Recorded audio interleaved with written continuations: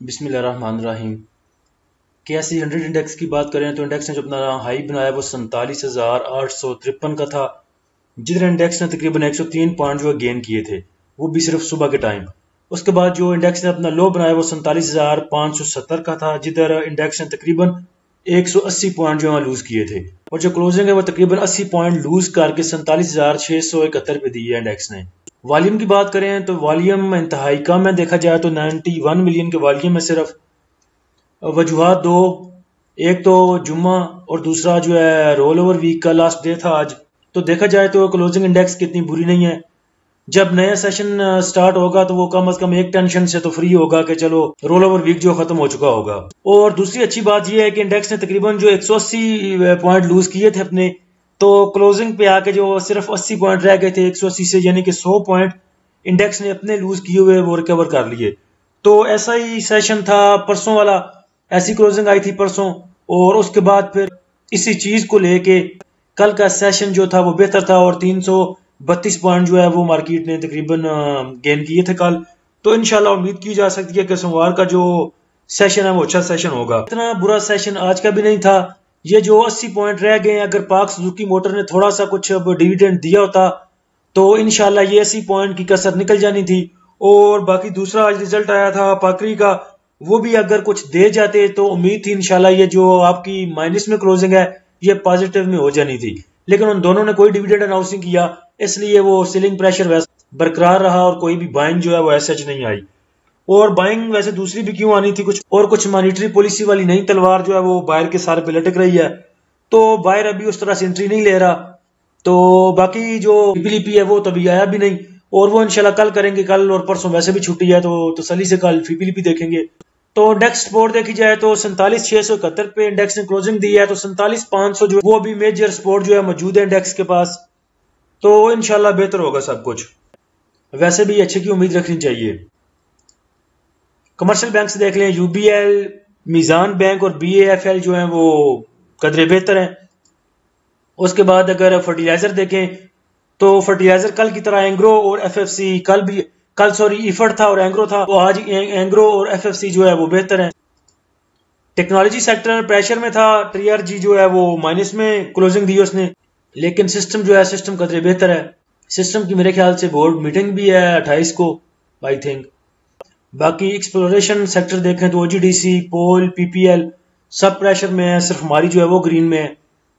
वैसे देखें तो सारा दिन जो है वो इंडेक्स वैसे ही रहा है, लालो लाल ही था काम, कुछ ऐसी हरी भरी चीजें नहीं थी, वैसे कोई भी सेक्टर इतना हरा भरा नहीं था। तो आगे हीट मैप भी देख लेते हैं, वजह वही है जो पीछे आपको दो बयान कर दी हैं।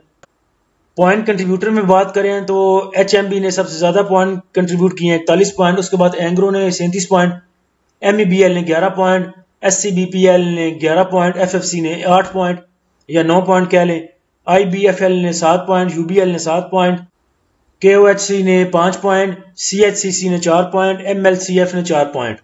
और माइनस कंट्रीब्यूटर में बात करें तो माइनस पॉइंट कंट्रीब्यूटर में ओजीडीसी ने सबसे ज्यादा -27 पॉइंट, टीआरजी ने -25, PPL -14, बीएएचएल -11, यूपीएफएल -9, bank of Punjab -7, एटीआरएल -7, पीएसईएल -7, packages -6 और आईएलपी -6। टॉप एक्टिव स्टॉक की बात करें तो डब्ल्यूटीएल में सबसे ज्यादा वॉल्यूम जो है वो जनरेट हुए हैं तकरीबन 18 मिलियन के। उसके बाद जेएसबीएल है जिसमें 16 मिलियन के तकरीबन, बीआईपीएल है जिसमें बैंक इस्लामी जिसमें 12 मिलियन के, बैंक ऑफ पंजाब में तकरीबन 9-10 मिलियन के, उसके बाद यूनिटी में 7 मिलियन के, OGDC 6 million, KEL 6 million, MBP 5 million, ASC 5 million और सिनर्जी में 4 मिलियन। कंपनीज की बात करें तो 100 कंपनी जो है वो पॉजिटिव में है, 202 जो है डिक्लाइन कर रही हैं और 25 जो है वो तकरीबन अनचेंज्ड है। अच्छा, टीआरजी की बात करें तो टीआरजी बाइंग के लिए ठीक था, काफी दिन से ठीक है, इसके ऊपर की मूव नहीं मार रही, ऊपर नहीं जा रहा। तो वैसे जो ये इसकी रेंज है ये बाइंग के लिए ठीक है।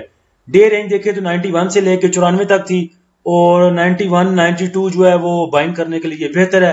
वैसा भी ये 100 के नजदीक मूव करता है जब इसका दिल करे, तो इंशाल्लाह थोड़ी सी मार्केट ऊपर की मूव देगी तो ये प्रॉफिट देगा। आपको वैसे कहा भी था कि इसको बाय करने के लिए, तो थोड़ा सा बाय करें, मार्केट की पिक्चर वैसी क्लियर भी नहीं है, तो थोड़ा सा बाय करना बनता है ताकि नीचे जाए तो एवरेज किया जा सके।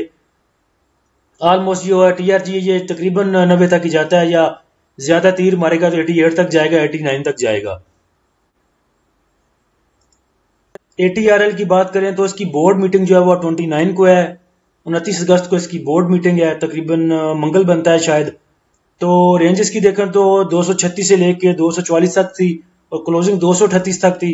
तो इसकी बाइंग बनती थी थोड़ी सी। बाकी एक दिन पहले कोई भी बोर्ड मीटिंग से एक दिन पहले स्टॉक जो है वो अपनी मूव दिखा जाते हैं। तो आज अगर इसको बाय किया जाता तो तकरीबन 28 पे इसको निकाला जा सकता था।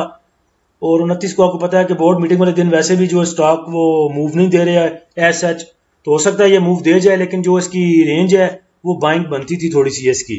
और क्लोजिंग भी जो है इसकी अच्छे रेट्स पे हुई है। तो देखते हैं कैसी आती है, इनकी रिजल्ट कैसे अनाउंस होते हैं। एनसीपीएल की देखें तो डे रेंज एनसीपीएल की 2348 से लेकर 2410 तक थी। अगर 2348 तक बाय किया जाता या 2350 तक तो बड़े मजे की बाइंग बनती, लेकिन क्लोजिंग इसने दी है 2390 तक। वो भी अच्छी बात है कि नीचे जाके ऊपर आके क्लोजिंग दी है इसने।